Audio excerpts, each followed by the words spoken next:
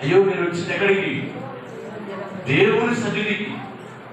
దేవుని సన్నిధిలో ఎలా పడితే అలా ఉంటే నాకు ఆశీర్వాదం రాదు అని ఆలోచన కలిగి ఉంటే ఖచ్చితంగా నువ్వు జాగ్రత్తగా ఉండగలుగుతావు. నీకు ఆలోచన లేనప్పుడు ఇష్టం వచ్చినట్లే కూర్చుంటావు, ఇష్టం వచ్చినట్లే మాట్లాడతావు, ఇష్టం వచ్చినట్లే ప్రవర్తిస్తావు, నీకు ఇష్టం వచ్చినట్లే కార్యాలు జరిగిస్తావు. ఇది దేవుని మందిరం అనే మనసులో లేనప్పుడు ఇష్టానుసారంగా ఉన్నట్లే ఉంటాం. దేవుని స్తోత్రం. మనసులోకి వచ్చినప్పుడు ఖచ్చితంగా ఇది దేవుని మందిరము. నేను ఎలా ఉండాలి? జాగ్రత్తగా ఉండడానికి ప్రయత్నం చేయాలి. దేవుని స్తోత్రం. అందుకే ఒక ఆఫీసర్ దగ్గరికి వెళ్ళినప్పుడే చేతులు పెట్టుకుని ఉంచుకుంటాం. అయ్యా చెప్పు, అయ్యా చెప్పు, ఆ చేతులు పెట్టుకుని ఉంచుంటాం. మరి ఆఫీసర్నే సృష్టించిన ఆయన దగ్గరికి వచ్చినప్పుడు ఎలా ఉండాలి? ఇంకా జాగ్రత్త. అందుకని మనము సృష్టికర్త అయినటువంటి దేవుణ్ణి ఆరాధించడానికి వచ్చాం. భూమి ఆకాశాన్ని కలుగజేసిన దేవుణ్ణి ఆరాధించడానికి వచ్చాం. పశుపక్షాది వనవృక్షములను కలుగజేసిన దేవుణ్ణి ఆరాధించడానికి వచ్చాం. సూర్యుని నక్షత్రములను సముద్రం జలరాశులను కలుగజేసిన ఆయన్ని ఆరాధించడానికి వచ్చాం. దేవుని స్తోత్రం. అందుకని మనం ఆత్మతోనూ సత్యంతో ఆరాధిస్తూ మన ప్రవర్తన అంతటి ఎంతో జాగ్రత్తగా చూసుకోవాలి. నేను దేవుని మందిరానికి వెళ్ళినప్పుడు నేను చాలా జాగ్రత్తగా ఉంటాను అనే మనసు నీకు ఎప్పుడైతే వచ్చిందో ఖచ్చితంగా ఆ మనసు ఏం చేసిందని కార్యం జరిగించింది. దేవుని మందిరం అలా చేయకూడదు. దేవుని మందిరం ప్రశాంతంగా ఉండాలి. ఈ దేవుని మందిరం నేను నిలబడి ఉండాలి. ఇక్కడ నా దేవుడు మాట్లాడే సమయంలో నేను జాగ్రత్తగా వినాలి. ఆ మాట ఇంట్లో వెళ్ళిపోయిందేమో, నా గుండెల నుంచి బయటకు వెళ్ళిపోతే ఆ మాట ద్వారా నా జీవితం బాగుపడింది. ఆ మాట ద్వారా నా బ్రతుకులో నెమ్మది కలిగింది. ఆ మాట ద్వారా నాకు సంతోషం కలిగింది. ఆ మాట నా యొక్క అనారోగ్యానికి ఆరోగ్యం ఇచ్చింది. ఆయన మాట నాకు శక్తినిచ్చింది. ఆయన మాట నాకు బలం ఇచ్చిందని ఎప్పుడైతే ఆయన మాట కొరకు వేచి ఉంటావో ఆ మాట నిన్ను ఆదరించింది. ఎవరి స్తోత్రం. ఆ మాట నిన్ను బ్రతికించింది. ఈ వాక్యమే నన్ను బ్రతికించను. నా బాధలు ఇదే నాకు. ఆయన వాక్కు వింటున్నప్పుడు, ఆయన మాట వింటున్నప్పుడు మనం బ్రతికించేది దేవుని వాక్యం. ఆ వాక్యం శాంతించబడుతుంది జీవితంలో. ఆ వాక్యం నీ నడమల నాడు ఎప్పుడు గుండెలోకి వెళ్ళిపోయినప్పుడు, నీ మైండ్ సెట్లోకి వెళ్ళిపోయినప్పుడు అది నేను బ్రతికించింది, ఆదరించింది, జీవాన్నిచ్చింది. ఇంకా చాలా విషయాలు ఉన్నాయి. కనుక పిల్లలు మనం ఎక్కడికి వెళ్తున్నాము? ఎక్కడికి వచ్చాము? అదే చెప్పాలి. అడుగుతాం. దేవుని మందిరానికి వెళ్ళినప్పుడు నీ ప్రవర్తన అంతా నేను జాగ్రత్తగా చూసుకోవాలి. మందిరం నుంచి బయటకు వెళ్ళిన దాకా ఎలా ఉండాలి? చాలా జాగ్రత్తగా ఉండకపోతే ప్రమాదం వస్తుంది. ఏమొస్తుందా? అపాయం ఇక్కడ ఉన్నది, జాగ్రత్త అంటారు. ఎందుకని అక్కడ జాగ్రత్త లేకపోతే ఏం కలిగిందని అపాయం వచ్చిందని. అంటే దేవుని మందిరంలో కూడా వస్తే వచ్చిందా? అవును. నువ్వు అర్థంగా బుద్ధిహీనులు అర్పించినట్టు అనిపిస్తే బుద్ధిహీనత వచ్చిందని ప్రసంగి గ్రంథంలో కనిపించింది. అందుకనే దేవుణ్ణి ఆరాధించే ప్రజలు వారి గుండెల్లో నుంచి ఆరాధించాలి, వారి హృదయంలో నుంచి ఆరాధించాలి, వారి కడుపులో నుంచి కూడా దేవుని ఆరాధించాలి. దేవుని వాక్యాన్ని పెడతాం. యోహాను సువార్త 7వ అధ్యాయము 37వ వచనంలో, నా యందు విశ్వాసం ఉంచు వారి కడుపులో నుంచి,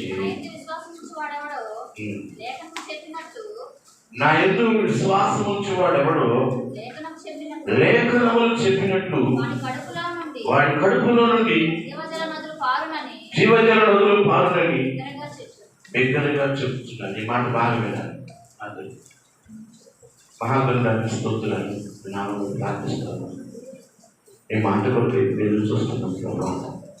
మీ కృప మాట్లాడి వినగల చెవును, గ్రహించగల హృదయము, విని వాటి ప్రకారం అనుసరించి మనసులో దయచి ప్రతి కలిపి ఆత్మలను యేసు నామములో బంధిస్తున్నాను. మీకు రక్తం మా మీద బిడ్డల మీద ప్రోక్షించండి. ఈ యొక్క వాక్షిత్యాల గురించి సీఎం నుంచి మీరు మాతో మాట్లాడి మమ్మల్ని బలపరచమని యేసు నా బిడ్డ అడుగుతున్నాము. ఇక్కడ శిష్యులతో చెప్తున్న మాట, శిష్యులు మాట్లాడుతున్నప్పుడు అని వారు చెప్తా ఉన్నాడు. నా యందు విశ్వాసం ఉంచేవాడు ఎవడో లేఖనములు చెప్పినట్లు వారి కడుపులో నుంచి జీవనదులు పారును. ఎక్కడి నుంచి పారాలి? కడుపులో నుంచి బయటికి రావాలి. లేఖనములు చెప్పినట్టు నా యందు విశ్వాసం ఉంచేవాడు, దేవుని యందు ఎవరైతే విశ్వాసం ఉంచుతారో వారి జీవితాల్లో గొప్ప ఆనందాన్ని చూస్తారు, గొప్ప సంతోషాన్ని చూస్తారు. ఎందుకంటే ఆయన విశ్వాసం ఉంచినప్పుడు వాడి కడుపులో నుంచి జీవ నదులు వస్తాయండి. ఎక్కడ వస్తాయి?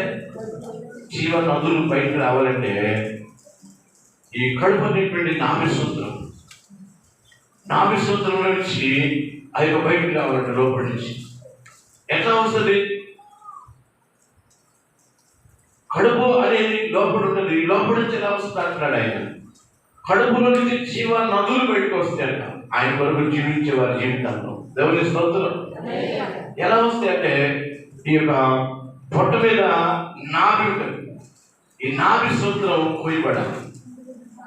ఏమడాలి? తల్లికి పిల్లలు వేరు చేయాలంటే ఏం చేయబడాలి? ఏం చేయాలి? నాభి సూత్రం కొయ్యబడాలి. నాభి కొయ్యబడకపోతే తల్లి బిడ్డలు వేరు కాదు.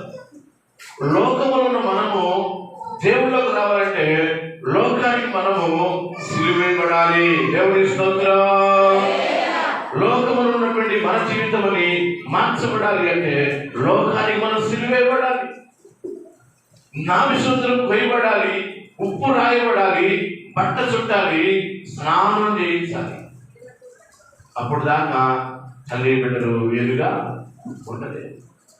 ఈ నాభి సూత్రం ఉపయోగపడకుండా ప్రభువుకి ఇష్టలుగా మనం బ్రతకడం చాలా కష్టం.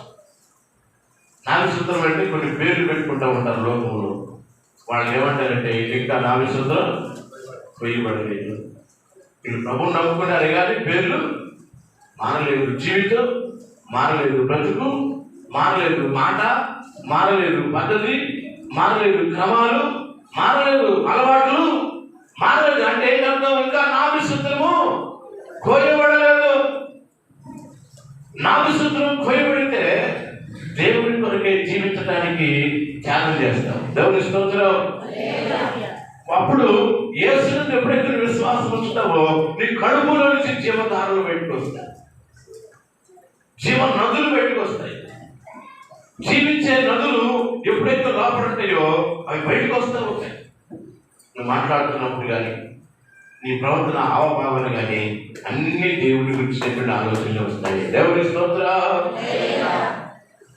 రెండోది నీ హృదయంలో కూడా విశ్వసత, నీ హృదయంలో నుంచి కూడా జీవధారలు బయటకు రావాలి. సామెతలు 4వ అధ్యాయము 20-21 వచ్చినాల్లో అవి దొరికిన వారికి జీవమును వారి సర్వ శరీరములకు ఆరోగ్యమిచ్చును. నీ హృదయంలో నుండి జీవధారలు బయలుదేరి కాబట్టి అన్నిటికంటే ముఖ్యంగా నీ హృదయమును భద్రం చేసుకును, కాపాడుకును. ఎవరు ఏం చేయబడాలి? నీ హృదయం జీవ రావాలి, జీవధారలు బయటికి రావాలి. పరిశుద్ధాత్ముడు నిన్ను వెంబడిస్తున్నప్పుడు, పరిశుద్ధాత్ముడు నిన్ను అభిషేకిస్తున్నప్పుడు, పరిశుద్ధాత్ముడు నిన్ను తాకుతున్నప్పుడు నీ హృదయంలో గుండెల్లో నుంచి ఏమి రావాలంట? జీవధారలు. అలాగే నీ జీవితంలో దేవుడి గురించినటువంటి వాగ్దానాలు నీకు జీవితంలో నుంచి బయటికి రావాలి.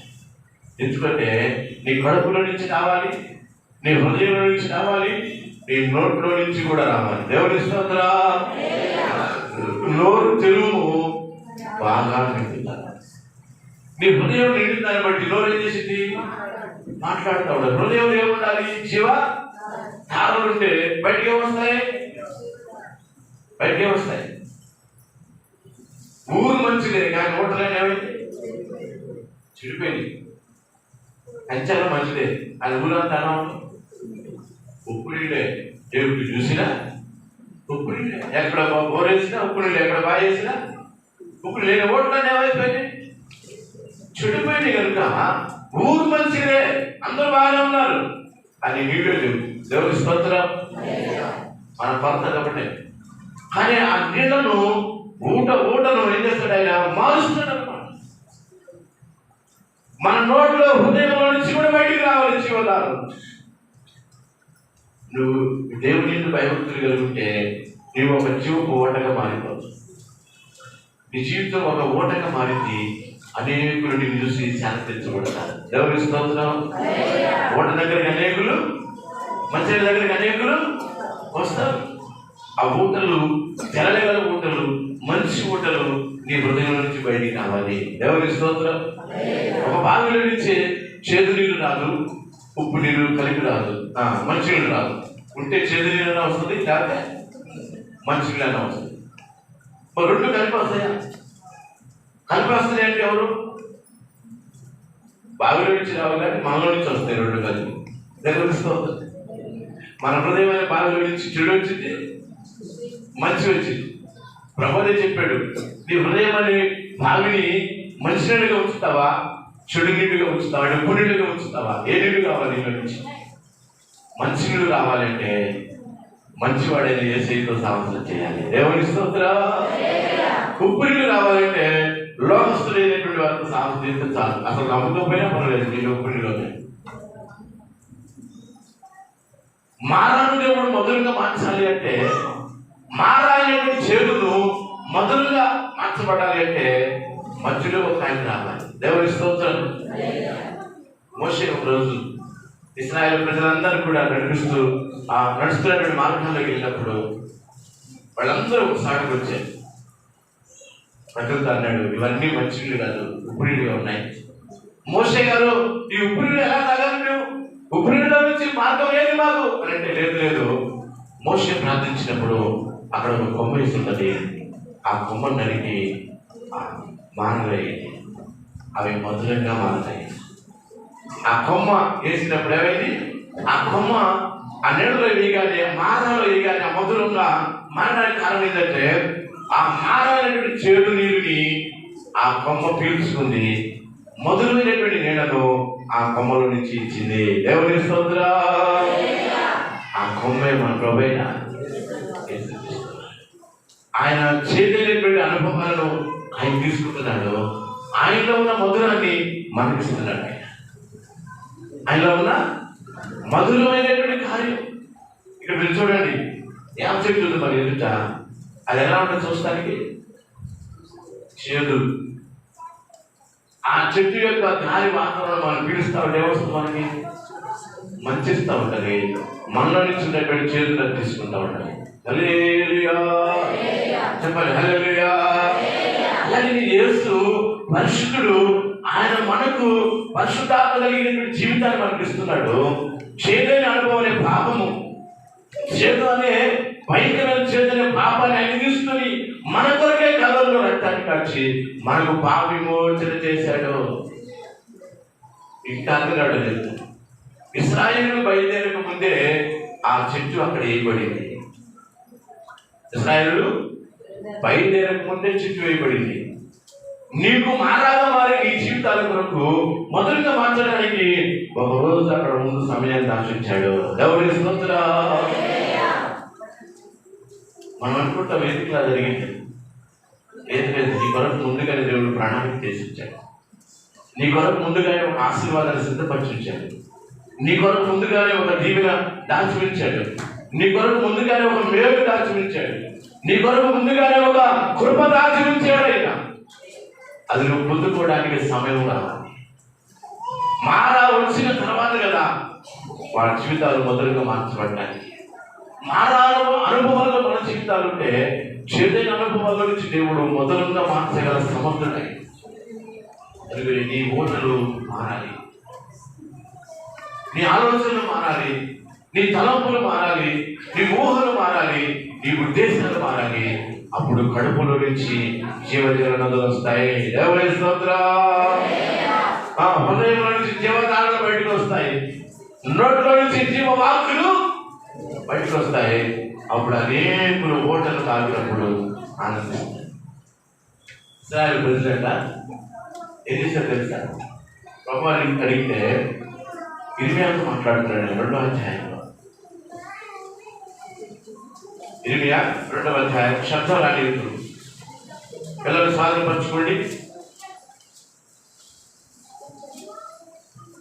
2వ అధ్యాయము 13వ వచనం. నా జనులు 2 నేరాలు చేశారు. జీవజలపు ఊటనైనా నన్ను విడిచి ఉన్నారు. తమ కొరకు తొట్లను అనగా బద్దలైన నీళ్లు నిలబడి తొట్లను తమ కొరకు తెరిపించుకున్నారు. అంటే జీవపు ఊటనైన నన్ను విడిచిపెట్టారు. నీళ్లు నిలబడి తొట్లను వాళ్ళు ఏం చేశారట? తొలిపించుకున్నారు. అంటే దేవుడిని విడిచిపెట్టినటువంటి జీవితాలు నీళ్లు నిలబడినటువంటి తొట్లు. దేవుని స్తోత్రం. జీవజలపు ఊట ఆయన. ఏ ఊట? ఈ జీవజలపు ఊట అయినటువంటి ఆయన జీవితాన్ని వదిలిపెట్టారు. చాలా మంది ఆ ఊటలో నుంచి బయటకు వచ్చేస్తున్నారు. ఊట మా వదిలేండి అంటున్నారు చాలా మంది. ఆ ఊటలు ఎప్పుడైతే నీ జీవితంలో ఉంటుందో ఉప్పొంగుతా ఉంటుంది నీ హృదయం. నీ హృదయం ఎప్పుడు కూడా శివధారలు బయటకు రావాలి. అది యేసుప్రభువు చెప్పాడు ఒకసారి. సమరస్య అంటుంది, అయ్యా ఈయనంటున్నాడు మనుషుని అమ్మ అని అడిగాడు ఆయన. యూదులకు సమరయులకు సాంగత్యము లేదు, మేమకూడదు మంచినీళ్ళు అని అంటే, లేదు నేనిచ్చే నీళ్ళు తాగితే నువ్వు అన్నాడు కూడా తట్టుకోను. నేను నీళ్ళు ఊరిడి నీటి బుగ్గల నుంచి నీళ్ళు ఇస్తాను. దేవుని స్తోత్రం. నా నీళ్లు తాగితే అమ్మా నీకు దాహము ఉండదు. ఎందుకు ఉండదంటే నేను జీవజలపు ఊటనై ఉన్నాను, నేను జీవజలపు బుగ్గనై ఉన్నాను, నేను జీవజలపు పానీయమై ఉన్నాను. నా నీరు జీవజలపు ఊటనిస్తుంది. అది అన్నది కూడా ఏదట తప్పికూడదు.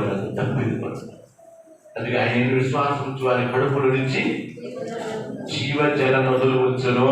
హల్లెలూయా. నా గిన్నె నిండి పొర్లి పారుతుంది. హృదయంలో జీవ నదులు రావాలి. నీ హృదయంలో, నీ అంతరంగంలో, నీ స్వభావంలో, నీ కడుపులో నుంచి కూడా రావాలి. ఎక్కడి నుంచి రావాలి చెప్పాలి? ఎక్కడి నుంచి రావాలి? అప్పుడప్పుడు మా తల్లిగారు చెప్తా ఉంటారు, కడుపులో లేని ప్రేమ కౌగిలించుకుంటే వచ్చిందా? ఎక్కడ లేని ప్రేమ? ఎక్కడ లేని ప్రేమ? కడుపులో ఉన్న ప్రేమ అంట కౌగిలించుకున్నారా అన్నట్టు. అబ్బా కౌగిలించుకున్నా కూడా ఆ ప్రేమ ఎక్కడి నుంచి రావాలి? ఇప్పుడు ఎక్కడి నుంచి రావాలి? దేవుని స్తోత్రం. తల్లి ఏం చేసిందంటే కడుపు చూస్తూ ఉంటుంది. నా కుమారుడు ఆహారం తిన్నాడా లేదా, నా కుమారుడు ఎప్పుడు తిన్నాడు అని తల్లి ఏం చేసింది? కడుపు చూసింది. భార్య ఏం చేసింది? ఎడపక్క చూపు చూస్తాం. ఎన్ని తెచ్చాడే తేలేదా, చొక్కాడు తగ్గిడు అవసరం, ఇవన్నీ కూడా పక్కకి వెళ్ళిపోతూ ఉంటాయి. జోబు చూసి ఎంత వచ్చింది, ఏంటి పరిస్థితి, తిన్నావా లేదా, మంచిగా తాగేవా లేదా, టీ తాగేవా లేదా, ఎంత తెచ్చావు. దేవుని స్తోత్రం. అదే అంటారు, కడుపులో నీ ప్రేమ నీ కడుపులో ఉంటే ఏం చేస్తావు? మంచి మర్యాద చూస్తావు. కడుపులో బాగున్నావా అని అడుగుతుంటే బైబిల్ చెప్తుంది నీ కడుపులో నుంచి రావాలి ప్రేమ. దేవుని స్తోత్రం. చెప్పాలి హల్లెలూయా. కడుపులో నుంచే ప్రేమ. ఆ కన్న తల్లి ప్రేమ ఎలాంటి తెలుసా? పేరుని తెంచుకొని పుట్టాడు కనుక కడుపులో నుంచి వచ్చిందంట ప్రేమ. ఆ ప్రేమ కంటే దేవుడు ఎక్కువగా నేను ప్రేమిస్తున్నాడు. తల్లి తన బిడ్డలు మర్చినా ఆమన్న మర్చిపోయింది, కడుపులో నుంచి ప్రేమన్న మర్చిపోయింది, కానీ నేను మాత్రం మరో అన్నాడు కూడా.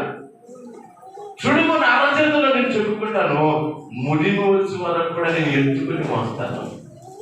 ఆ ప్రేమ మన దేవుడు. ఆ ప్రేమతో దేవుడు ప్రేమించాలి. అప్పుడు నీ కడుపులో నుంచి జీవధారలు బయటకు వస్తాయి. అందుకే విశ్వాసం బాగా రూఢిగా ఉండాలి. ఇది ఒక పాయింట్. నా ఇంట్లో విశ్వాసం వచ్చేవాడు కడుపులో నుంచి బయట చెప్పాలి. అందరూ నా కడుపులో నుంచి ఏమొస్తాయట చెప్పాలి. నా కడుపులో నుంచి జీవధారలు బయటకు వస్తాయి. ఎప్పుడు? ఆయన యందు విశ్వాసం. ఏ విశ్వాసం? గట్టి విశ్వాసం కావాలి, నమ్మకమైన విశ్వాసం కావాలి, శ్రేష్టమైన విశ్వాసం కావాలి, బాగా బాగా రూఢి అయిన విశ్వాసం.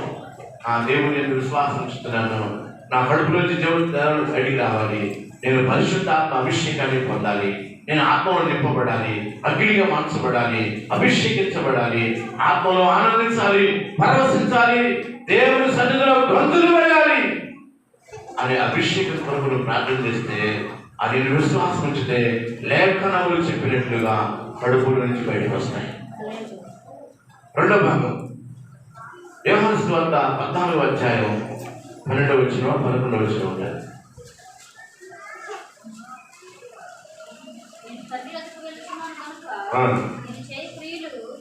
నేను చేయు క్రియలు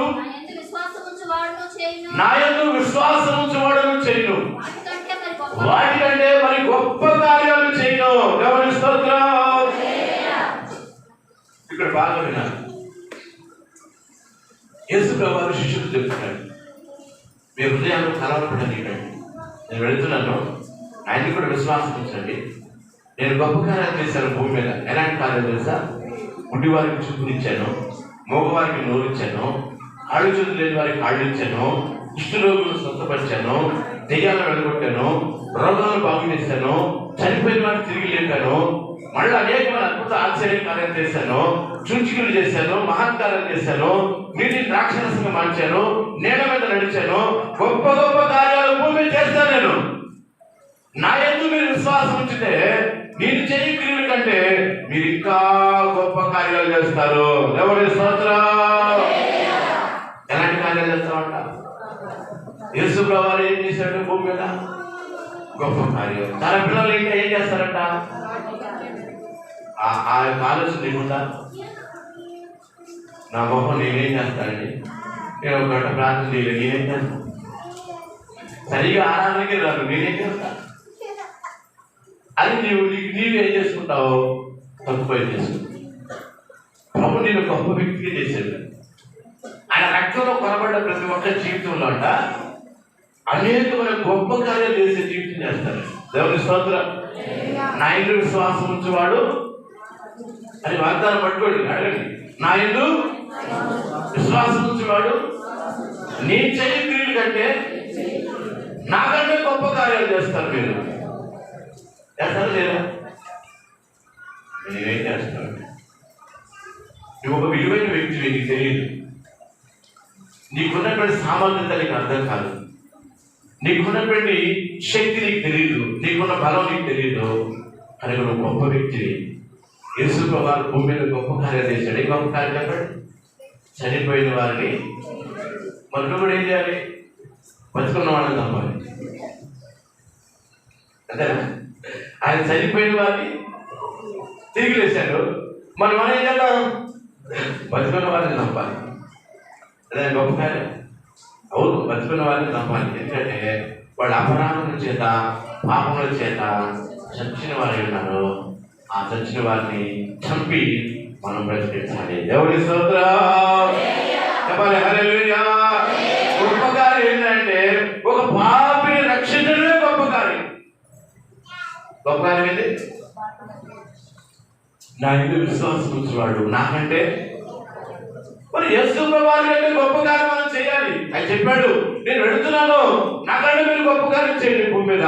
ఏంటి గొప్ప కార్యం అంటే అనేక ఆత్మలను రక్షించడమే గొప్ప కార్యం.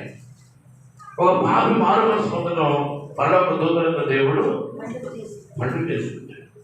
మరి ఈ లోకంలో అంతకంటే గొప్ప కార్యం ఏమిటి చెప్పాలి? అందుకంటే గొప్ప కార్యం ఏది కదా? అందుకని నీవు కూడా గొప్ప వ్యక్తివే. లోకములో ఉన్న వారికంటే గొప్పడైనా కదా? నిజంగా గొప్పడైనా? నిజంగా గొప్పడైతే నువ్వు గొప్ప మనసుతో ఒక పాపిని రక్షిస్తావు. ఎవరి స్తోత్రం. నువ్వు గొప్ప వ్యక్తి అయితే ఒక త్రాగుబోతుని మారుస్తావు, ఒక వ్యభిచారిని మారుస్తావు, ఒక దొంగను మారుస్తావు, ఒక కురువుని మూర్ఖుడిని మారుస్తావు. ఒక గొప్ప వ్యక్తి అయితే ఈ లోపల అక్రమకారులను అనేకులు మన ముందు కనపడుతున్నారు, వారందరినీ మారుస్తావు. లోకంలో ఉన్న వాడికంటే నీకు గొప్పోడు ఉంటే ఖచ్చితంగా నువ్వు గొప్ప కార్యాన్ని చేస్తావు. గొప్పోడు లేడని అనుకుంటున్నావు అంతే. నువ్వు నిజంగా దేవుడి కొరకు జీవిస్తే, విశ్వాసం ఉంచితే, ఆయనే అంతా అది చేశాడు. నేను కూడా చేయాలి. ఉందా మనసు? నేను కూడా రోగుల కొరకు ఏం చేయాలి? ప్రార్థన. నేను ప్రార్థన ద్వారా రోగులు ఏం చేయబడాలి? బాగుపడాలి. నేను కూడా ప్రార్థన చేస్తాను, దెయ్యాలు ఏమవ్వాలి? వెళ్ళిపోవాలి. నాకు బట్టి నేనే అలవాడతా. నా దెయ్యాలు నేనే అడగొట్టి ఎవరు ఇస్తున్నారు? అంతేనా? చెప్పట్లే వీళ్ళు. నాకు బట్టి దెయ్యం. ఏ దెయ్యం? ప్రార్థన రాని దెయ్యం. ఏ దెయ్యం పట్టింది నీకు? ప్రార్థన చేయలేని దెయ్యం. ఏ దెయ్యం పట్టింది నీకు? పరిశుద్ధంగా ఉండలేని దెయ్యం. ఏ దెయ్యం పట్టింది నీకు? దశభా కట్టం దెయ్యం పట్టింది. ఏ దెయ్యం పట్టింది నీకు? పరిశుద్ధాత్మ పొందని దెయ్యం పట్టింది. హల్లెలూయా.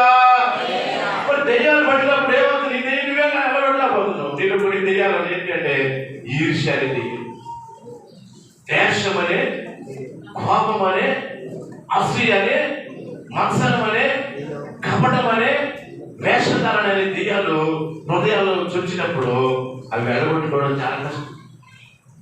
అవి వెలగొట్టుకుంటే గొప్పోడు నీలో ఉంటాడు. హల్లెలూయా. చెప్పాలి హల్లెలూయా. లోకంలో ఉన్న వాడికంటే గొప్పోడు. నాకంటే ఎక్కువైన అద్భుతాలు చేస్తారు. ఒక తీర్మానం కలిగి, ఒక పరిశుద్ధత కలిగి, ఒక నియమం కలిగి ప్రభు కొరకు జీవించు. నీ ద్వారా గొప్ప కార్యాలు దేవుడు చేస్తాడు. పేతురు మనలాంటి మానవుడే. నీలాగా నాలాగా మీద అనుమానంతో బ్రతికిన పేతురు, సందేహంతో బ్రతికిన పేతురు ఒకరోజు యేసు ప్రభువారు నీడ మీద నడుస్తూ ఉంటే, నిజంగా దేవుడు నువ్వు అయితే నేను కూడా నీడ మీద నడుస్తా అన్నాడు. ఏమన్నాడు? నేను కూడా నీడ మీద నడుస్తా అన్నాడు. అయితే రమ్మన్నాడు దేవుడు. వెంటనే నామలో నుంచి దిగి నీడ మీద కాలు పెట్టాడు. ఆయన గబా గబా గబా ఆయన చూస్తా నడుస్తా ఉన్నాడు. ఈ లోపు పెద్ద గాలి వస్తే గాలి వైపు చూశాడు. వెంటనే దిగిపోయాడు, మునిగిపోతున్నాడు. ఎప్పుడు నడిచాడండి? నేను కూడా గొప్ప వ్యక్తిని, నా దేవుడి కొరకు నేను ఏమైనా చేయాలంటే చేయగలరు. నేనేం చేస్తా లేదంటే దేవుడు ఇస్తాను. నీ జీవితంలో చేయగలరు. ఎందుకంటే దేవుడు చేసిన పనికి, నీకు ఇచ్చినటువంటి కృపకి, నువ్వు పొందినటువంటి దెబ్బల స్వస్థతకి, నువ్వు ఆయన కాల్చిన రక్తం ఇచ్చినటువంటి కృపకి ఎన్నో కార్యాలు చేయాలి. పేతురు అంటున్నాడు, నేను నడుస్తాను అన్నాడు.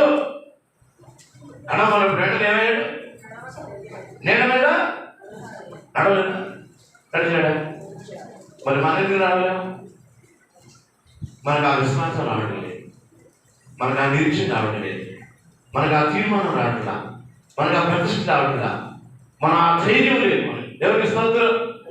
నేను కూడా నేల మీద నడుస్తాను అని ఎప్పుడైతే పేతురు దిగాడో నడవడం ప్రారంభించాడు. నేల మీద ఆ పక్క గాలి వైపు చూశాడో పడిపోయాడు, మునిగిపోతున్నాడు. మన కూడా కొన్నిసార్లు ప్రాంతంలో బాగా ఆత్మ తీవ్రత కలిగి, ఆత్మ నింపబడి భాషతో మాట్లాడుతూ ఉంటాం, బాగా బాగా మాట్లాడతాం. మధ్యలో కొన్ని గాలులు వస్తూ ఉంటాయి, ఆత్మలో పడిపోతాం, ఆత్మలో దిగజారిపోతాం, ఆత్మలో దూరం అయిపోతాం, ఆత్మలో పడిపోయి దూరం అయిపోయి ఆ గాలి వైపు చూస్తానే ఉంటాం, మునిగిపోతా ఉంటాం. మళ్ళీ ఆపలు వచ్చినప్పుడు ప్రభా గట్టిగా వస్తాం. ఇక నువ్వే నాకు దిక్కయ్యా, కావాలి శరణం లేదంట. మళ్ళీ ఆయన కనికరం కలవాడు కనుక పేతుని మన్నా పైకి లేపాడు. ఇద్దరు నడిచి నేల మీద నావలోనికి వచ్చాను. దేవుని స్తోత్రం. చెప్పాలి హల్లెలూయా. నువ్వు నడవగల శక్తి నీలో ఉంది. ఎందుకంటే ఆయన ఎదురు విశ్వాసం ఉంచాలి. పేతురు నేల మీద నడిచినట్టుగా మనం కూడా దేవుడు నడిపించగలడు. ఈ లోకమైన నీళ్ళ మీద మనం నడవాలంటే, నీళ్లు మీద నడుస్తూ ఉన్నప్పుడు దేవుడు కృప మనం ఆవరిస్తారు. అందుకని విశ్వాసంలో బలంగా ఉండాలి, విశ్వాసము శక్తిగా ఉండాలి, విశ్వాసం రూఢిగా ఉండాలి. విశ్వాసం బలంగా నిలబడినప్పుడు బలమైన కార్యాలు నీ చేత కూడా దేవుడు చేయిస్తాడు. దేవుడి స్తోత్రం. విశ్వాసమే కాదు, దేవుడి కొరకు జీవించే బిడ్డవు కనుక నీలో కొన్ని కృపావరాలు ఉంటాయి. వాటిని వినియోగించినప్పుడు దేవుడు అద్భుతాన్ని అందిస్తున్నాడు. నీకు ఉన్నటువంటి కృపావరాలు నీకు లెక్కలేదు, నీకు తెలియదు, నీకు అర్థం కావట్లేదు. కనుక ఆ కృపను, ఆ వరాన్ని దేవుడి సన్నిధిలో వాడితే అద్భుతం జరిగింది. ఎందుకంటే నీకున్న శక్తి సామర్థ్యాలు సైతానికి తెలుసు, అందుకే వాడిని వెంబడిస్తున్నాడు. దేవునికి స్తోత్రం. నువ్వు అనుకోవట్లా వాడిని ఎందుకు వెంబడిస్తున్నాడో తెలియట్లా, వాడిని ఎందుకు వెంబడిస్తున్నాడని ఆలోచన రావట్లేదు. ఎందుకంటే వాడిని వెంబడించేది నీలో ఉన్నటువంటి బలహీనతలను పట్టుకోవడానికి, నిన్ను ఆ శక్తి ఆ బలాన్ని నుంచి విడిపించడానికి, ఆ కృప నుంచి తొలగించడానికి వాడు కొన్ని ఎరలేసి నిన్ను బయటికి పంపిస్తూ ఉంటాడు. కనుక వాటి నుంచి మనం విమోచించబడాలి అంటే విశ్వాసం ఉండాలి. ఎవరి స్తోత్రం. ఏముండాలి? విశ్వాసం ద్వారా నాకంటే గొప్ప కార్యాలు చేస్తారు మీరు. ఒక పాపిని రక్షించడమే గొప్ప కార్యం, ఓ పాపి కొరకు ప్రార్థన చేయడం గొప్ప కార్యం, ఓ పాపిని భూలోకం నుంచి పరలోకానికి ట్రాన్స్ఫర్ చేయడం గొప్ప కార్యం. పరిశుద్ధుడిగా పరలోకానికి పంపాలి, పరిశుద్ధురాలిగా పరలోకానికి పంపాలి, పరిశుద్ధాత్మ ద్వారా వారిని నడిపించాలి. మనం రెండో భాగం. మూడో భాగంలో చూస్తే యేసునందు విశ్వాసం ఉంచిన వాడు ఎన్నడూ కలవరపడడు. ఏమంటారు? అమాచారు యెషయా గ్రంథం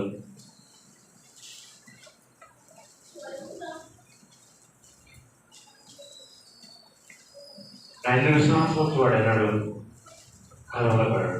28వ అధ్యాయం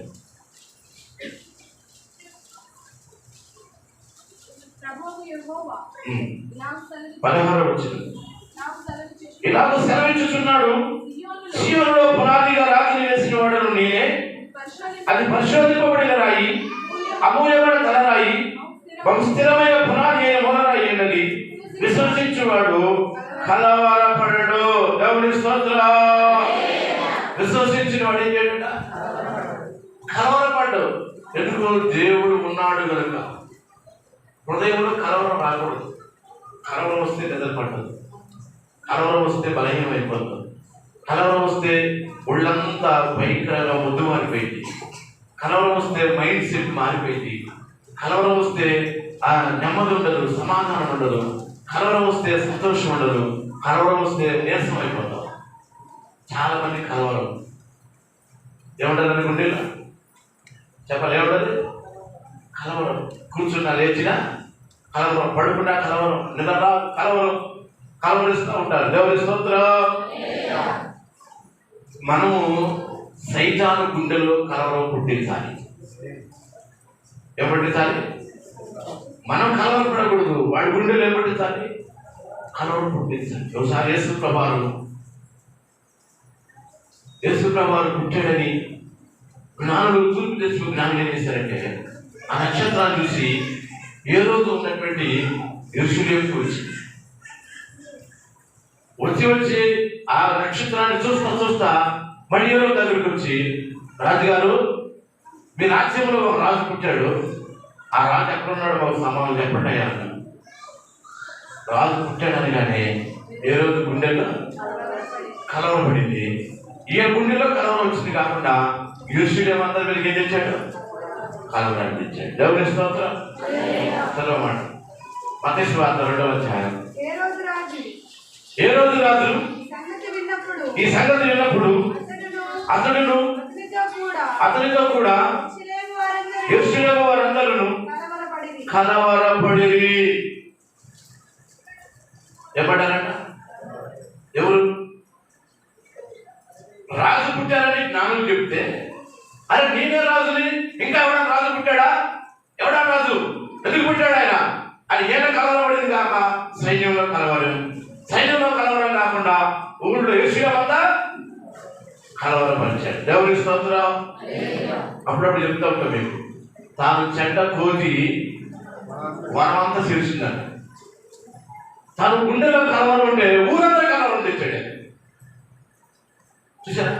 తను కలవరం అంతా ఎవరు చేస్తున్నారు? పక్కన ఇదంతా ఉంటారు.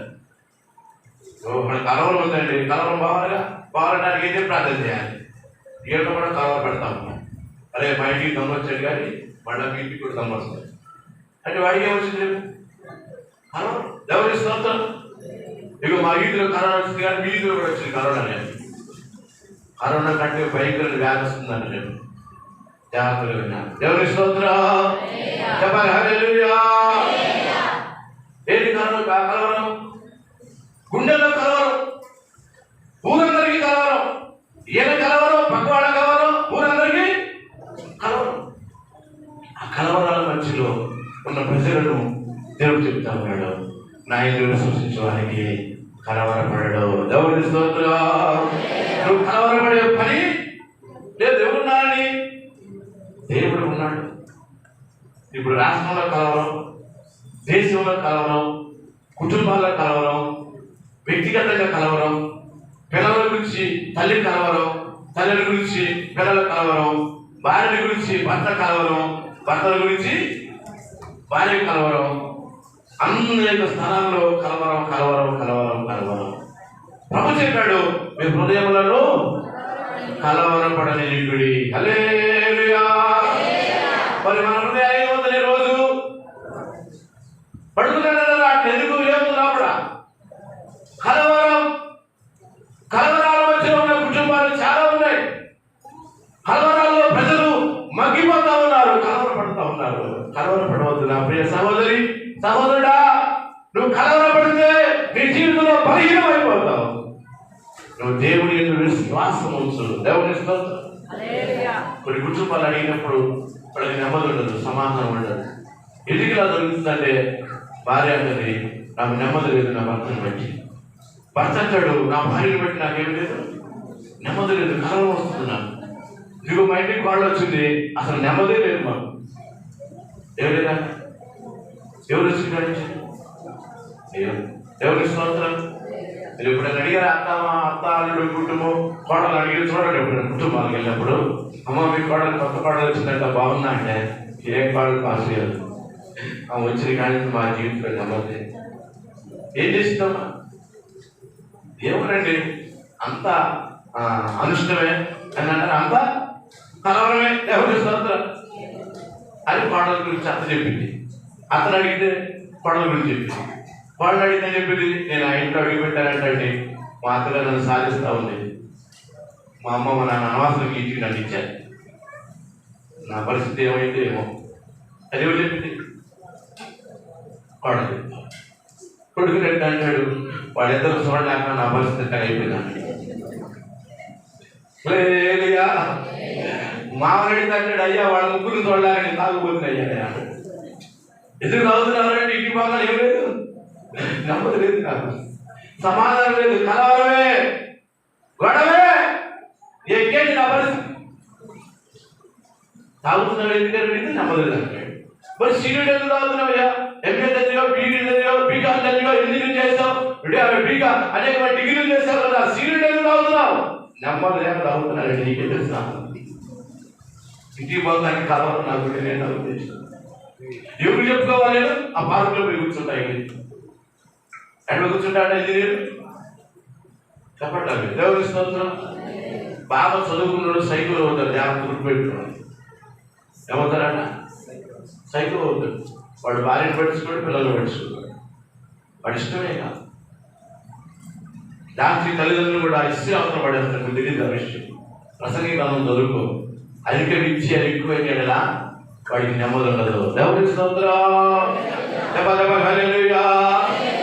కనుక వాడి జీవితంలో నెమ్మది లేదు అంటే వాడి కుటుంబంలో నెమ్మది లేకుండా చేస్తాడు. వాడు వచ్చింది కూడా ఎక్కడ చూసినా కలవరం. వ్యాపారానికి వెళ్ళు, కలవరమే, సరిగ్గా పని చేయలేదు. ఉద్యోగానికి వెళ్ళు, అక్కడ కలవరమే. కాబట్టి వాడు ముందుకు ఏదో చేస్తున్నాడు, నా మీద రావడం ఏదో నేను చేస్తా ఉన్నాను, పని చేయట్లేదు. ఇంకెక్కడైనా వీళ్ళు చేతి పనికి వెళ్ళు, వీళ్ళు సరిగ్గా పని చేయట్లేదండి, పొద్దు కూలి పాతుంది కదా అంటారు. వ్యవసాయానికి వెళ్ళు, సరిగ్గా కూలి పని చేయట్లేదు, బాగా వ్యవసాయం రాట్లా, ఎక్కడ పోయినా ఉంది కలవరం. ఏదో ఒక మాట నీ గుండెల్లో కలవరపరుస్తుంది. దేవుని స్తోత్రం. చెప్పాలి హల్లెలూయా. కుటుంబాల్లో నెమ్మది సమాధానం కూడా చేస్తుంది కలవరం. వ్యక్తిగతంగా నీకు సంతోషం రానివ్వడం చేస్తుంది కలవరం. వ్యక్తిగతంగా నీ కుటుంబంలో నెమ్మది లేకుండా చేస్తుంది కలవరం. చాలా మందికి సంతోషం ఏంటంటే కుటుంబాలు ఆగైపోతారని చూస్తూ ఉంటారు, వాళ్ళకి సంతోషం. కానీ వాళ్ళు ఇంటికి పోయినాక చాలా మదన పడుతూ ఉంటారు. తెలియదు మన కలవరం పోవాలంటే యేసు నందు విశ్వాసం ఉంచాలి.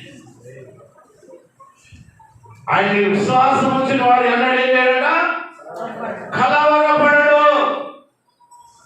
ఏడు జీవితంలో ఒకే రోజు 7 మగబిడ్డలు, 3 ఆడబిడ్డలు, మొత్తం 10 మంది ఒకే రోజు ఆహారం తింటున్నప్పుడు ఇల్లు కూలి బిడ్డలందరూ చనిపోయారు.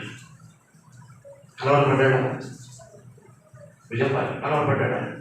ఎంతమంది చనిపోయారు? 10 మంది పిల్లలు కలయిలు చనిపోతే యోబు వచ్చి కబురు పెడితే యెహోవా ఇచ్చెను. ఆ పిల్లలు చనిపోయారు కాకుండా గొర్రెలు, మేకలు, ఎడ్లు పోయాయ్యా, వీళ్ళందరూ కూడా తీసుకెళ్ళిపోయారయ్యా. 7,000 ఆడగాడిదలు అవి అవి అని చెప్పి చెప్తే కలవరపడలేదు. ఆస్తులు పోయినాయి, ఇల్లు పోయింది, పిల్లలు పోయారు, శరీరం మీద బలహీనత వచ్చింది, 6 బాధలు వచ్చినాయి. ఆయన ఒకటంటే ఒకటి. ఆయన గుండెలో కలవరం రాలేదు. దేవుని స్తోత్రం. ఆయన మనసులో కలవరం రాలేదు. ఆయన పిలిపి వచ్చి కింద పడిపోలేదు. పడిపోయాడు. శరీరం మీద ఇంకా భయంకరమైన బలహీనత వచ్చింది. చిన్న పిక్కు తీసుకొని నీకుతున్నాడే కానీ కలవరపడతలేదు. ఏపడతలా? ఎందుకని? ఆయన గుండెలో ఏముంది? దేవుని వాక్యం ఉంది. ఆయన గుండెల్లో దేవుని ఉపదేశం ఉంది. ఆయన గుండెల్లో దేవుని గురించినటువంటి కృప ఉంది. ఆయన గుండెల్లో దేవుని గురించిన మాటలు ఉన్నాయి కనుక నా దేవుడు చేస్తాడు. దేవుని స్తోత్రం. చెప్పాలి హల్లెలూయా. సామెతలు 1వ అధ్యాయం 33వ వచనం. నా ఉపదేశము అంగీకరించేవాడు సురక్షితంగా నివసించును, వాడు కీడు వచ్చిందన్న భయం లేక నెమ్మదిగా ఉండడు, కలవరపడడు. ఎలా ఉంటాడు? నెమ్మదిగా ఉంటాడండి. కలవరపడాల్సిన పని లేదు. ఎందుకంటే ఉపదేశం గుండెల్లో ఉంది, దేవుని వాక్యం గుండెల్లో ఉంది, దేవుని యొక్క మహిమ గుండెల్లో ఉంది, దేవుని కృప గుండెల్లో ఉంది, దేవుని ఆజ్ఞలు కట్టడలు గుండెల్లో ఉన్నాయి. 10 మంది పిల్లలు చనిపోయినా కలవరపడలేదు. ఆస్తులు అంతస్తులు కోల్పోయినా కలవరపడలేదు. దేవుని సన్నిధిని అనుభవిస్తా ఉన్నాడు. హల్లెలూయా.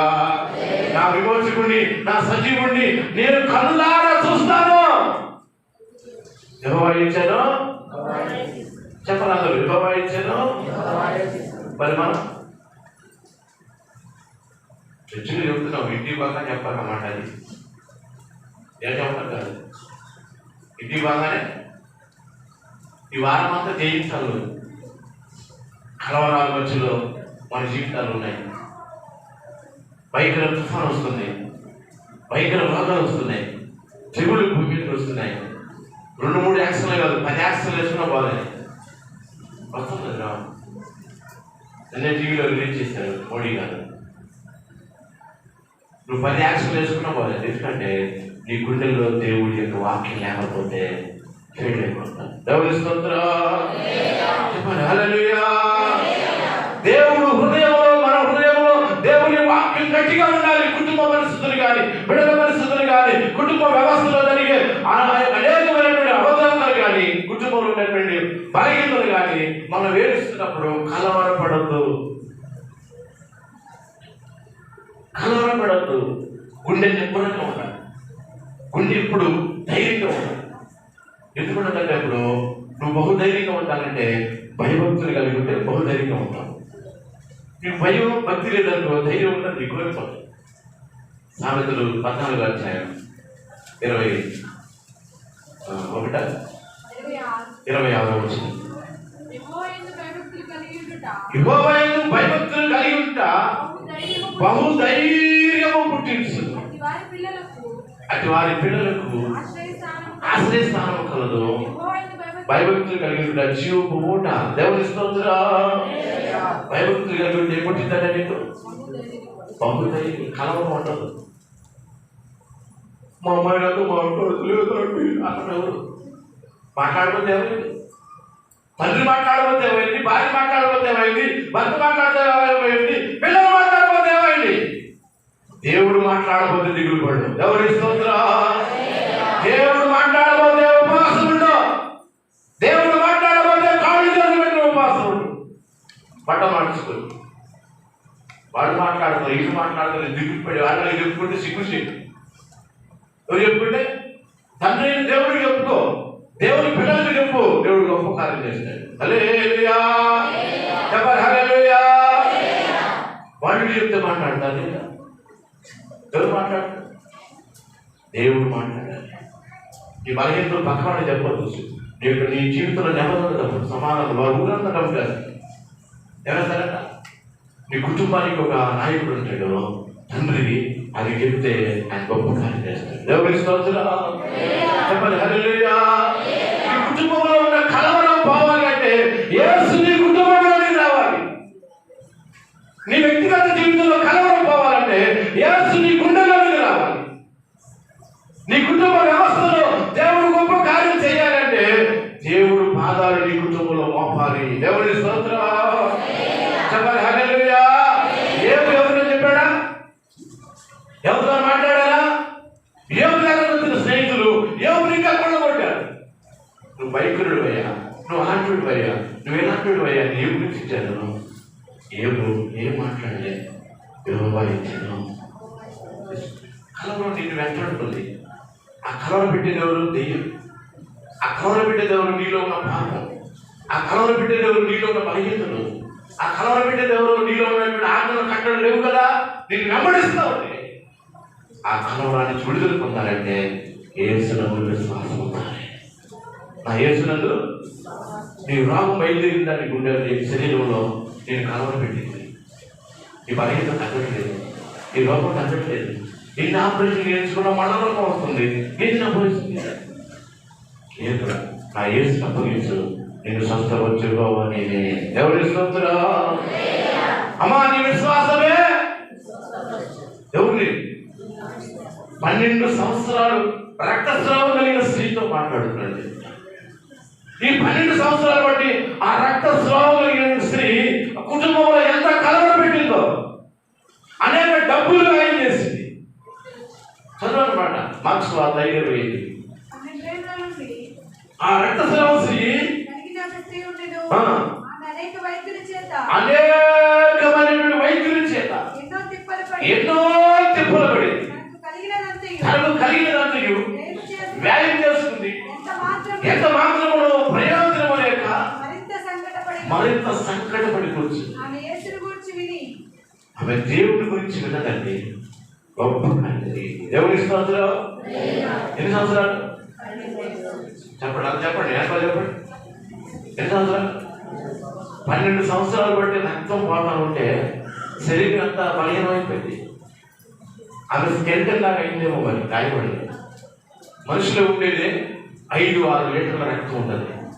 ఈ 5-6 లీటర్ల రక్తము ఎన్ని సంవత్సరాలు బట్టి పోతా ఉంది? 12 సంవత్సరాలు బట్టి ఎన్ని లీటర్ల రక్తము గుండెలో తయారు చేయబడిన రక్తం అంతా పోయిందో. ఆ రక్తహీనతకు, ఆ రక్త బలహీనతకు ఆమె అనేక వేదన పడుతుంది. కుటుంబం అంతా బాధ, తను బట్టి తన తల్లిదండ్రులకు బాధ, తన అక్కజనులకు బాధ, తన ఇంటి వారికి బాధ, అనేక తెప్పలు పడి అనేక వైద్యుల దగ్గరికి వెళ్ళిందట. అంత దూరం ఇక్కడికి అక్కడికి ఇక్కడికి వాళ్ళ దగ్గరికి ఏళ్ళ దగ్గరికి అందరికి వెళ్ళిపోయి మరింత సంకటపడి కూర్చుంది. ఇక నా బ్రతుకులో చనిపోవడానికి తీర్మానం. డబ్బులు అయిపోయినాయి, వైద్యుల దగ్గర తిరిగాను, నాకు నెమ్మది లేదు, సమాధానం లేదు. నా కలవర గుండెల్లో నా రోగం ఎక్కువైంది. నా రోగానికి పరిష్కారం ఏంటి? నా రోగానికి విముక్తి ఏంటి? నా రోగానికి ఎప్పుడు విడుదల? నా రోగం ఎప్పుడు బాగుపడింది? నా రోగం ఎప్పుడు నాలో బయటికి వెళ్ళింది? రాత్రి పగలు నిద్రలే కలవరం, రాత్రి పగలు నిద్ర పట్టట్లేదు కలవరం అని ఒకరోజు మరింత సంకటపడి కూర్చున్నప్పుడు యేసుని గురించి విన్నదాన్ని. ఎవరి గురించి? అదే చెప్పాలి, ఎవరి గురించి? యేసుని గురించి విన్నప్పుడు నేను ఆయన వస్త్రము మాత్రము చెన్ను ముట్టిన చాలు నేను బాగుపడతాను. ఆమెలో ఒక విశ్వాసం వచ్చేసింది, ఆమెలో ఒక తీర్మానం వచ్చేసింది, ఆమెలో ఒక పట్టుదల వచ్చింది, ఆమెలో ఒక నిరీక్షణ వచ్చింది, ఆమెలో ఒక ధైర్యం వచ్చింది. నా యేసు వస్త్రం చెన్ను మాత్రం ముడితే నేను బాగుపడతానని తీర్మానం వచ్చింది ఆమెలోనికి. జనసమూహం యేసు పట్టుకు వస్తున్నారు, శిష్యులు యేసు పట్టుకు వస్తున్నారు, ఊరంతా యేసు వెనకాల జనమోహంతో నడిపిస్తూ పడుతూ ఉన్నారు. గబగబా వెళ్ళిపోయి ఊగి వెళ్ళిందేమో, గబగబా వెళ్ళిందేమో, దాటుకుంటా వెళ్ళిందేమో, కూర్చుంటా వెళ్ళిందేమో తెలియదు, కానీ వెళ్ళిపోయిన వస్త్రము ముట్టింది. ఆమెలో రక్తధార, ఆమెలో బాధ నివారణ అయినది గ్రహించుకోలేను. ఎన్ని సంవత్సరాలు పెట్టలేదు? చెప్పాలి. ఎన్ని సంవత్సరాలు బట్టి ఆగలేదు? ఇప్పుడు ఒక 2-3 ఏళ్ళు ఎక్స్ట్రా వచ్చేసరి చేయాలి, పెద్ద ఆపరేషన్ చేయాలి, గర్భసంఖ్య అదేనా? ఎవరింట్లో అయితే విశ్వాసం లేని జనులు, దేవుని స్తోత్రం. ఎవరింట్లో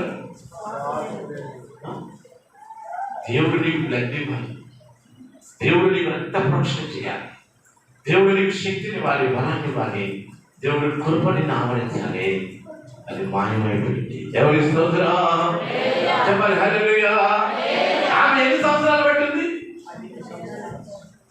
మీరు ఎవరైనా ఉండగలుగుతారా? నోరు మూసుకో పాస్టర్ అంటే ఇది కావాలని తెలిసి కావాలని కాదు, నీ విశ్వాసం పెరగాలని ఉద్దేశం. ఏం పెరగాలి? నీలో విశ్వాసం పెరగాలి, నీలో ధైర్యం పెరగాలి, నీలో నిరీక్షణ పెరగాలి, నీలో ఆ సంతానం వారికి నా దేవుడు ఉన్నాడు. ఆమె ఏమొచ్చి తెలుసా? విశ్వాసం. నేను ఆ చెవి ఉంచినా బాగుపడుతుంది. ఏం చేస్తాను? బాగుపడతానని విశ్వాసం వచ్చింది. ఆ వస్త్రాన్ని ముట్టింది, ఆమె రక్తధార ముట్టింది, గ్రహించింది. యేసు అంటున్నాడు, ఎవరు నన్ను ముట్టారు అబ్బాయి? వల్లివాడిపై అంటున్నాడు పేరు. వల్లివాడిలా ఉన్నావు, నిన్ను ముట్టవేది? ఈ జన సమూహం అంతా నిన్ను ఎవడిస్తూ ఉన్నారు, నీ మీద పడతా ఉన్నారు, నిన్ను అంటుకుంటా ఉన్నారు. లేదు అబ్బాయి, నాలో నుంచి ఒక ప్రభావం బయట వెళ్ళింది.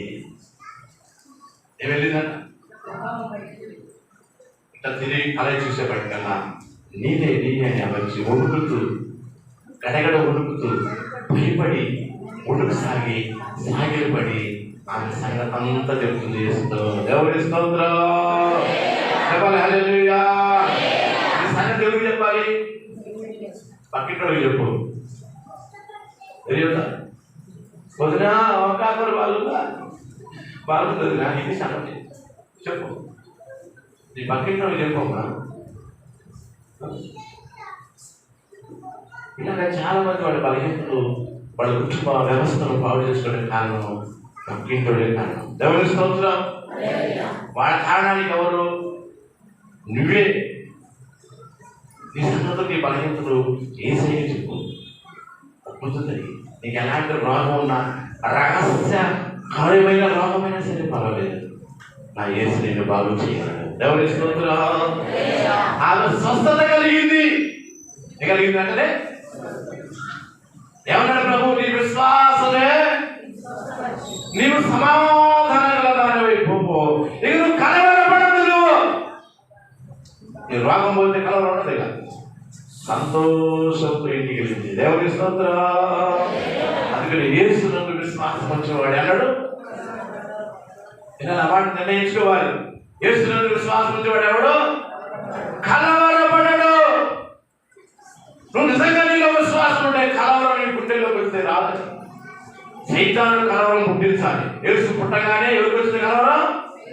దేవుడు యేసు నీలో పుడితే అపవాది కలవరం వచ్చింది. ఎందుకంటే నాలో నుంచి బయటికి వెళ్ళిపోతున్నాడు, నా వ్యవస్థ నుంచి బయటికి వెళ్ళిపోతున్నాడు. అది అపవాది కలవరపడాలి, కానీ దేవుని పిల్లలు కలవరపడటానికి లేదు. దేవుని స్తోత్రం. దేవుని పిల్లలు కలవరపడకూడదు. భర్త మారలేదా? కలవరపడద్దు, ప్రార్థన చేయి. భార్య మారలేదా? కలవరపడబాగా, ప్రార్థన చేయి. పిల్లలు మారలేదా? కలవరపడద్దు, ప్రార్థన చేయి. దేవుడు కార్యం చేస్తాడు. విశ్వాసం వచ్చు. వ్యాపారంలో నష్టమా, పరిగెత్తల, ఉద్యోగంలో, వ్యాపారం చేయకుండా, వ్యవసాయంలో ఎక్కడికి వెళ్ళినా నీకు పరిగెత్తలు వెంబడిస్తున్నాయా? కలవరపడద్దు. ఒకరోజు దేవుడు ఆశీర్వదిస్తాడు. దేవుడి స్తోత్రం. ఒకరోజు దేవుడు ప్రారంభిస్తాడు నీ జీవితాన్ని. ఒకరోజు పుస్తకంలో ఒక అధ్యాయాన్ని ప్రారంభిస్తాడు నీ జీవితాన్ని. ఆశీర్వాదకరంగా మలుస్తాడు దేవుడు. అప్పుడు దాకా ఎదురు చూడాలి. అప్పుడు దాకా విశ్వాసంలో ఎదురు చూడాలి. అనేకులకు దీవునికరంగా చేస్తాడు. కలవరపడద్దు. వాళ్ళు అట్లా ఉన్నారు, వీళ్ళు ఇట్లా ఉన్నారు, వాళ్ళు డాబా మీద డాబా కడుతున్నారు, వాళ్ళు చూడు ఎకరాల మీద ఎకరాలు కొంటున్నారు, వాళ్ళు చూడు బంగారం కొంటున్నారు. ఇవన్నీ చూసి కలవడవా? నీ గుండెలో మనకి వచ్చింది, బీపీ చేసి షుగర్ పెరిగి వాళ్ళ విషయంలో కలవడతారు. దేవుడు నీకు ఒక రోజు ఇస్తాడు. దేవుని స్తోత్రం. దేవుడికి ఒక రోజు ఆశీర్వాదం దాచించాడు నీకోసం. దేవుడు ఒక రోజు నీ జీవితంలో నెమ్మది సమాధానాన్ని ఇస్తాడు. దేవుడికి అనేకులకు దేవుడు నిన్ను తలగా చేస్తాడు.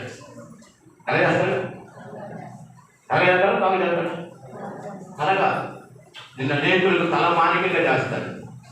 నువ్వు ఉన్న స్థలంలో నువ్వు తలగా ఉంచుతాడు దేవుడు నీకు. హల్లెలూయా. 4వ భాగం, కలవర. ఆయన ఇందు విశ్వాసం ఉంచువాడు ఎన్నడూ సిగ్గుపడడు. రోమపత్రిక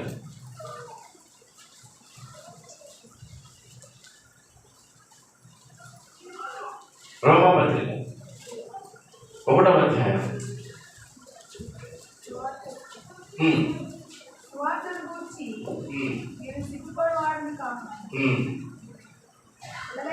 క్రైస్తవ నిరీక్షణ ఎన్నడను సిగ్గుపరచబడనేరదు. దేవుని స్తోత్రం.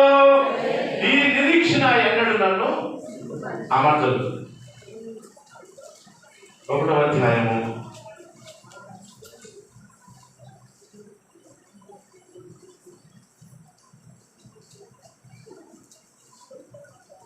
1వ మాటలు. ఈ నిరీక్షణ నన్ను సిగ్గుపడదు. 12వ అధ్యాయము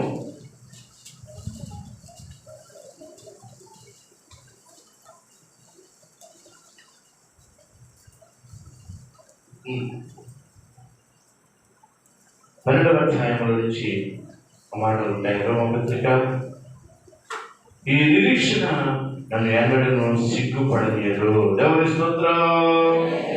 ఏపడలేదు లేకపోతే ఏ గ్రంథంలో ఉంటుంది 3వ అధ్యాయంలో, నా దేవుడు ఎన్నడూ కూడా సిగ్గు నందరు.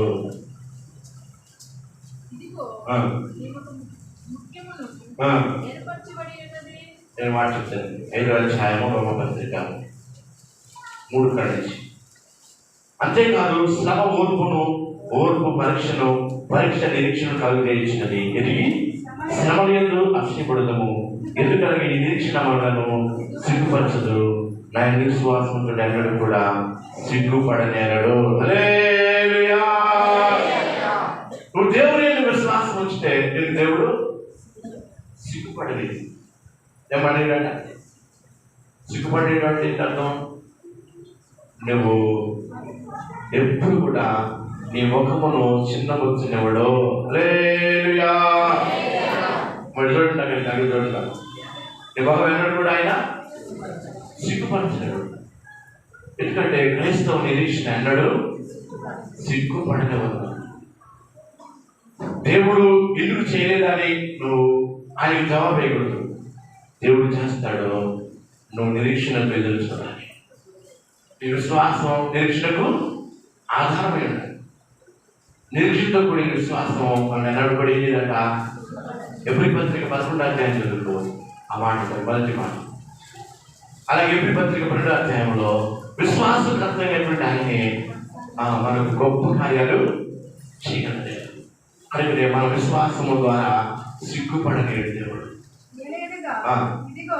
ఇదిగో నేను ముఖ్యమును ఏర్పరచబడలేదు అమూల్యమైన మూలరాత్రి సీయోనులో స్థాపించుతుంది.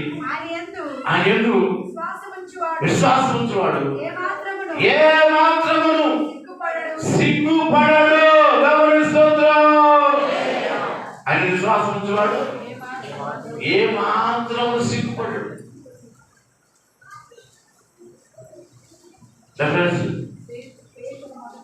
పేతురు మొదటి పత్రిక 2వ అధ్యాయము 6వ వచనం. ఏ మాత్రము దేవుడు మనల్ని సిగ్గుపడనీయడు. ఎందుకంటే నువ్వు సిగ్గుపడుతున్నావు అంటే అర్థం ఏంటంటే నీలో పాపం ఉంది. దుష్టులకు నెమ్మది ఉండదని సిగ్గుపడేవాడు ఎవరంటే తప్పు చేస్తున్నవాడే కదా సిగ్గుపడేది. పాపం చేస్తున్నవాడు సిగ్గుపడతారు.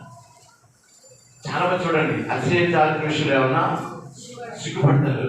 సిగ్గుపడాల్సిన విషయంలో దాని విషయంలో అతిశయిస్తూ ఉంటారు. బాగా చెప్తాది నీ ప్రార్థన బాగాలేదండి, అంత ఆనందమో. నువ్వు సిగ్గుపడాలి, ప్రార్థన బాగాలేదండి. అడిగారు అడుగుతుంది నేను, ఏమయ్యా ఆదివారం ప్రార్థన బాగాలేదంటే ఇవాళ బాగాలేదండి ప్రార్థనకి, ఎంత ఆనందం నవ్వుతో చెప్తా ఉంటాను. ఎలా హాయి చెప్తా ఉన్నాడు, బాగా వినాడు. మీ అబ్బాయి చదువుతున్నాడంటే, మా అబ్బాయి 10th చదువుతున్నాడండి. వాడు స్కూల్లో పోతే మాట్లాడలేదు. పాస్టర్ అడిగాడంట, అరే మీ నాన్న నెంబర్ ఇలా ఫోన్ చేస్తానంటే వాడు నెంబర్ ఇచ్చాడంట. నెంబర్ కానీ ఎవరికి పెట్టి ఫోను సెప్టిక్ ట్యాంక్ వెళ్ళిపోయి వాడు రమ్మంటా వాడిని అంటాడంట, రా అంటాడు. ఎక్కడ రమ్మంటావు అంటే స్కూల్ దగ్గర అంటాడండి. ఏ నెంబర్ ఇచ్చాడు వాడు? ఆ మాట చెప్పడానికి వాడు నాన్న ఎంత నవ్వుతున్నాడు.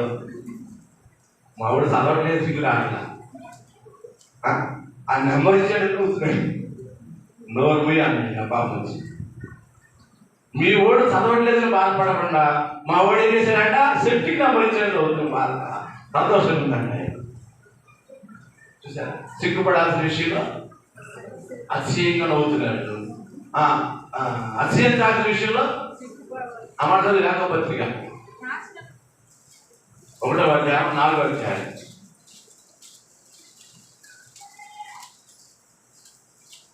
త్వరగా యాకోబు పత్రిక 4వ అధ్యాయం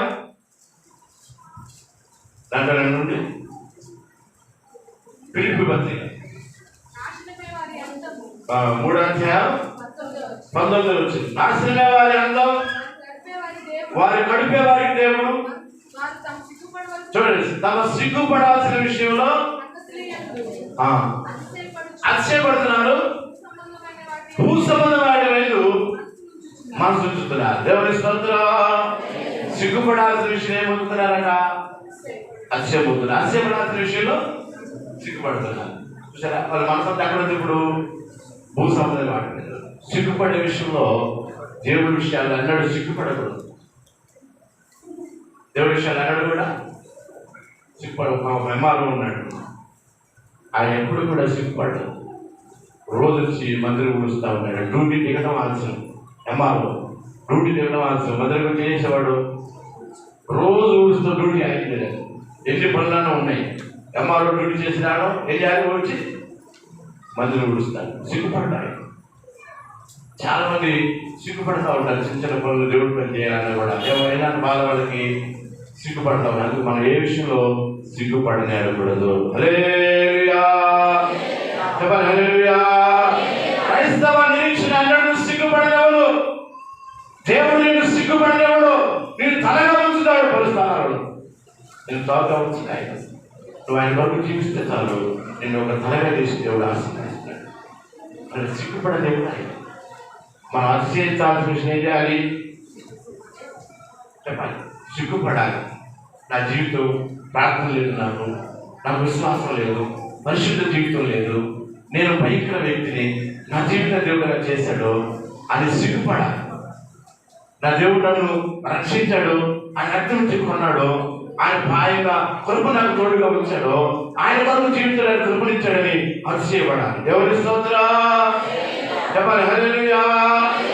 నాకు నీ కళ్ళు మూస్తే పరలోకానికి వెళ్తాను, దేవుడు నాకు కృపనిచ్చాడు, నేను మంచి శక్తిని బలాన్ని పొందుకుంటున్నాను దేవుడు అని అతిశయపడాలి. ఆయన అతిశయపడే విషయం ఏమంటున్నారు మనవాడు? సిగ్గుపడే విషయంలో ఇప్పుడు చూడండి, బైబిల్ పెట్టుకుని రావడానికి కూడా సిగ్గే. ఏమంటున్నాడండి చెప్పాలి. ఏమంటున్నాడండి? బైబిల్కి ఎవరేసి, బైబిల్కి ఒక బ్యాగ్ తొడిగి, బైబిల్కి ఒక పొట్టేసి ఈ పొట్ట పెట్టుకుంటున్నారు. ఇది ఉన్నందులో వాడి కదా కట్టం. ఈ చేతిలో ఉంటే ఏంటంట నీకు విధి అంటే ఈ చేతిలో ఉంటే ఆయన ఘనత. ఈ తుపాకులు కాలుస్తారు, కత్తులతో దాడి చేస్తారు, బాంబులు వేస్తారు, అయినా సరే ఈ కట్టోని విడిచిపెట్టారు. హల్లెలూయా చెప్పాలి. హల్లెలూయా. బైబిల్ అంటున్నారు చాలా మంది పట్టుకోవడానికి సిగ్గు. బాబు నన్ను క్రైస్తవులు కలిపేసేస్తున్నారు, దింపేస్తున్నారు. యాడికి దిగిపోయేది? మాతాలను దిగిపోతారు. ఎక్కడ కాదు, క్రైస్తవ మార్గంలోకి దిగిపోయాడని వస్తుంది. మనకు మన ఆత్మీయ జీవితంలో సిగ్గుపడకూడదు. హల్లెలూయా. రెండో పాయింట్, దేవుడు నిన్ను అన్నాడు కూడా సిగ్గుపడనీయడు. నువ్వే పరిస్థితుల్లో ఉన్నా దేవుడి కోసం విశ్వాసం ఉంచితే నిన్ను ఆయన సిగ్గుపడనివ్వడు. ఆర్థికంగా ఉన్నా, బలహీనంగా ఉన్నా, భారతవేత్త ఉన్నా, ఒంటరిగా ఉన్నా ఆయన నిన్ను సిగ్గుపడనివ్వడు. నీ కోసం ఒక అద్భుతాన్ని చేస్తాడు. దేవుడి స్తోత్రం. ఒక ఆశ్చర్యమైన కార్యాన్ని చేస్తాడు. బైబిల్ చూసి చెప్పడానికి చాలా మంది ఉన్నారు. సిగ్గుపడినటువంటి వాళ్ళతో చాలా మంది ఉన్నారు. వాళ్ళ గురించి చెప్తే శాంతం అయిపోయింది. ఒక్క మాట మనం నచ్చుతుందాం. బైబిల్లో ఉన్నటువంటి ఒక వ్యక్తున్నాడు, ఆయన అన్నడు కూడా సిగ్గుపడలేదు. ఆయన పేరు అబ్రహాము.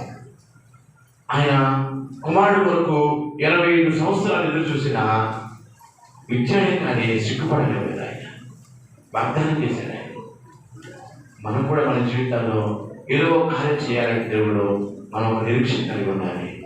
క్రైస్తవ నిరీక్షణ ఆయన విశ్వాసం వచ్చినప్పుడు ఎన్నడు ఆయన నా జనులు ఎన్నడు కూడా సిగ్గు నందరు. దేవుని స్తోత్రం. సిగ్గు నిన్ను ఆయన అవమానపరచడు. ఒకవేళ అవమానపరుస్తున్నాడా రెట్టింపు కనదలిస్తాడు ఆయన. ఒకవేళ నిందలిస్తున్నారా నిందకు ప్రతిగా పూదలిస్తాడు ఆయన. అవమానపరుస్తున్నారా రెట్టింపు కనదలిస్తాడు ఆయన. ఇది సిగ్గుపడలేదు. ఒకవేళ వాళ్ళందరూ చూసి నవ్వుతున్నారా వాళ్ళ నవ్వే పళ్ళని పీకిస్తాడని వాడు. దేవుని స్తోత్రం. నేను చూసి ఏం చేస్తున్నారా వాళ్ళని ఎగతాళి పాలు చేస్తాడని బైబిల్లో. వాళ్ళని చూసి అపహాసం చేస్తున్నారా వాళ్ళ నిందల పాలవుతాడు బైబిల్లో. వాళ్ళు చూసి నిన్ను ఆయన అవమానపరుస్తుంటే రెట్టింపు ఘనతను మనం అనుగ్రహిస్తాడు. హల్లెలూయా. హల్లెలూయా. మన ఆత్మీయ జీవితంలో దేవుడి కోసం జీవించడంలో ఒకే ఒక విశ్వాసం. ఆ విశ్వాసమే మనకు ధైర్యం ఇచ్చింది. ఆ విశ్వాసం మన గుండె నిండా సంతోషం ఇచ్చింది. ఆ విశ్వాసం కథలు లేకుండా చేసింది. ఆ విశ్వాసం ద్వారా అనేక అద్భుతాలు దేవుడు చేస్తున్నాడు. విశ్వాసకర్త అయినటువంటి దేవుడి వైపు చూద్దాం, ప్రార్థించాడు. అందులో లేచి నిలబడి ప్రార్థించాడు. విషయం నా దేవుడిని ఎన్నడూ సిగ్గుపడలేడు. నా దేవుడిని ఎన్నడూ అవమానపరచనివాడు. నా దేవుడిని ఎన్నడూ